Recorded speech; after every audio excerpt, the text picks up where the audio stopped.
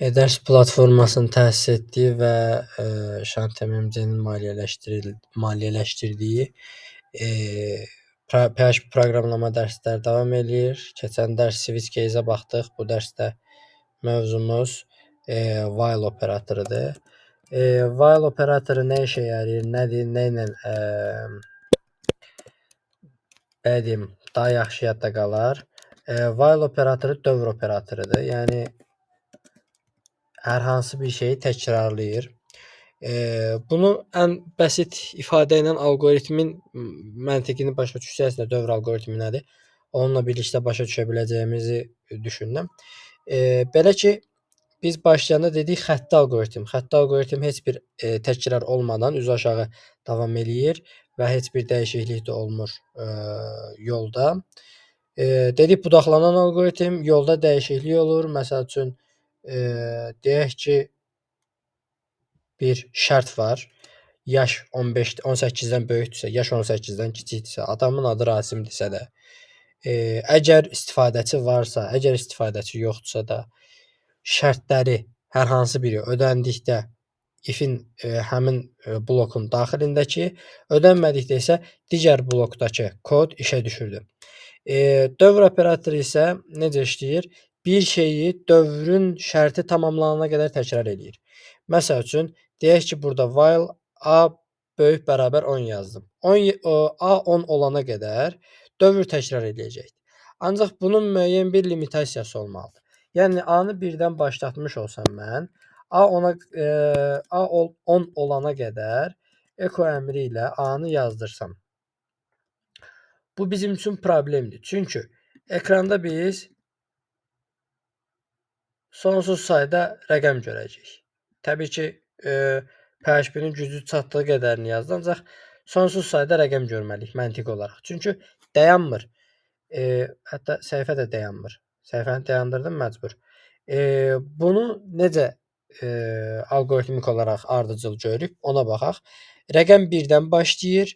Rəqəm şərti yoxlayır. A kiçikdirmi? Bəli, kiçikdir. Ekrana bunu yazır. Sonra yenə sonundan önə gəlir və şərti yoxlayır. Yenə görür ki, şərt ödənilir və yenə bunu təkrar edir. Burada A-nın qiyməti dəyişmədiyi üçün bu sonsuz sayda ödəniləcəkdir. Ancaq mən burada $A plus yazsam, yəni bunu bu formada da yaza bilərəm. Qoy digər formada yazım, izahı daha rahat olsun. A bərabərdir $A plus 1. Bu o deməkdir ki, A-nın hər səfər üstünə 1 gəl. Yəni A 1-dən başladı, ikinci dövrdə 2 oldu. A 1-dən başladı, bura gəldi, ekrana yazdırdı və yuxarı qalxdı. Yenə A-nı 1 artırdığı üçün burada indi bu bloku siləcəm. Daha doğrusu bu sətri siləcəm. Bu bəs eləyir. Əslində eyni məntiqə gəlir. A plus A-nın üstünə 1 gəl deməkdir. A plus ilə A-nı 1 vahid artırdım. Qalxdı bura. Bura qalxan kimi nə ilə yoxladı? 2 ilə. 2 ondan kiçik və ya bərabərdirmi? Bəli, getdi. Bunu 9 olana qədər eləyir. 10-cu da bu şərt qırılır deyə 10-cu da dayanır və ekrana onsuzdan biz yazının A-nın artdığını görəcəyik. Bunu yeniləyək və səhifəni yeniləyək baxaq.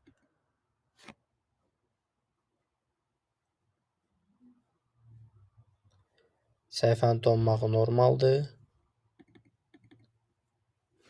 Bəlkə buradan çıx. Açıldı. Gördüyünüz kimi 1, 2, 3, 4, 5, 6, 7, 8, 9, 10. İndi burada maraqlı bir nüans var. Ön şərt və son şərt operatorları. Bu ön şərt, son şərt nədir? Ön şərt hal-hazırda elədiyimizdir. Şərt öndə durur.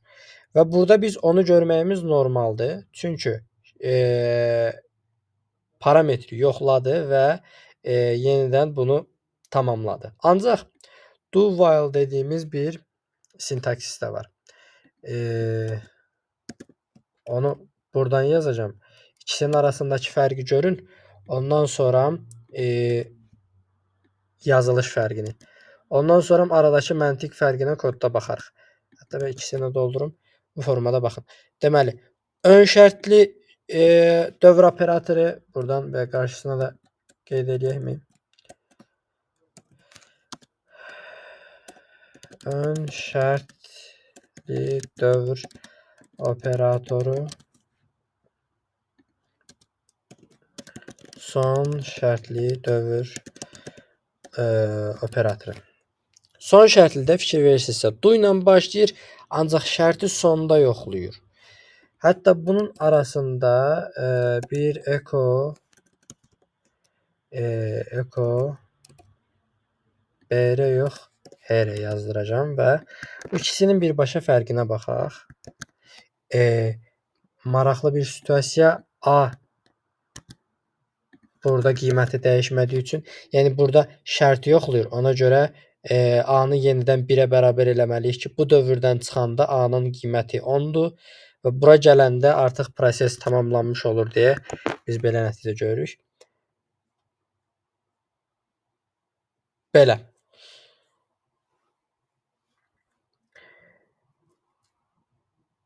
Doğrudur. Ancaq burada bir problemimiz var. Şərti sonda yoxladığı üçün bu problemi yaşadıq.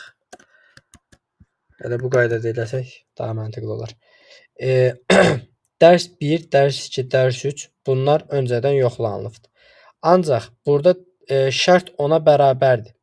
Yəni biz artıq burada A-nı 10 olaraq görürük. Buna baxmayaraq bu dövr tamamlanır. Niyə tamamlanır? Çünki öndə şərt yoxlanmayıb. Yəni dediyimiz kimi yuxarıdan aşağı gedirik. Şərt yoxlanmadı. Ekrana 10-u yazdırdı, 11-i yazdırdı. Bir vahid artırdı. Yəni 11 olmuşdu. Əslində bunu while ilə eləsəydik burada dayanmalı idi. Çünki şərti birinci yoxlamış olasıydı. Burada isə şərti sonda yoxladı və ondan sonra dövrü sındırdı, dövrdən çıxdı.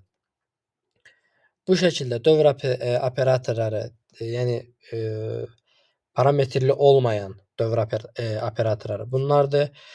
Bu while daxilində çox istifadə olunmasa da fərqli proseslər istifadə edə bilərsiniz. Bundan sonra parametrli dövr operatorunu keçəcək. Ondan sonra da artıq funksiyalara tərəf keçid eləyərik inşallah. Gələn dərslərdə görüşmək üzrə.